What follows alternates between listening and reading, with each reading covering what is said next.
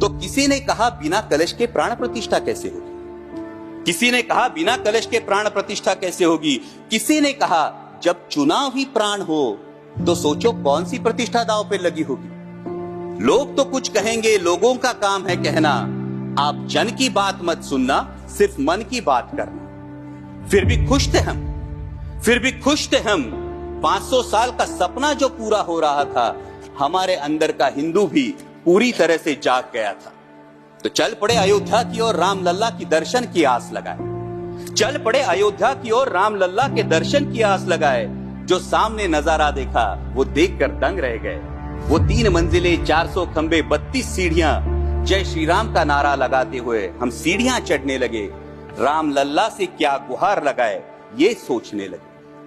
पहली सीढ़ी पर याद आई महंगाई, पहली सीढ़ी पर याद आई महंगाई, दूसरी पर देश में बढ़ती बेरोजगारी, तीसरी पर पत्रकारिता की चरण चुंबकता, चौथी पर सेंट्रल एजेंसीज की संदिग्ध भूमिका। हर सीढ़ी पर कुछ न कुछ याद आ रहा था, हर सीढ़ी पर कुछ न कुछ याद आ रहा था। कहीं 15 लाख का जुमला, कहीं किसानों का आक्रोश था, कहीं महिला कुश्तीगिरों की वेदना थी, कहीं सालाना 2 करोड़ रोजगारों का वादा था, कहीं बढ़ती सांप्रदायिकता थी, तो कहीं चुनिंदा पूंजीपतियों पर मेहरबान हमारी सरकार का चेहरा था। इस वास्तविकता ने झंझोड़ने के बाद भी हम अंधभक्तों की तरह चलते गए। होश तो तब संभाला जब राम लल्ला के दर्शन हुए। हमें नतमस्तक देख राम लल्ला मुस्कुराते हुए बोले, हमें नतमस्तक देख राम लल्ला मुस्कुराते हुए बोले, मैं कल भी था, आज भी हूँ, कल भी रहूंगा। जितना इस मंदिर में हूँ उतना ही तुम्हारे मन में रहूंगा। लेकिन याद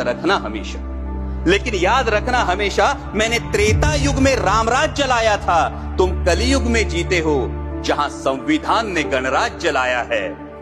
धर्म समाज का किनारा जरूर है, धर्म समाज का किनारा जरूर है, लेकिन देश एक बहती धारा है।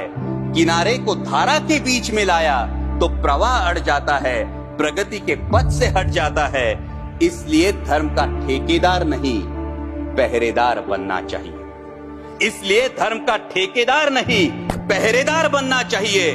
तुम रहो न रहो, वो रहे न रहे, ये देश रहना चाहिए, देश का संविधान रहना चाहिए, देश का लोकतंत्र रहना चाहिए, ये देश रहना चाहिए।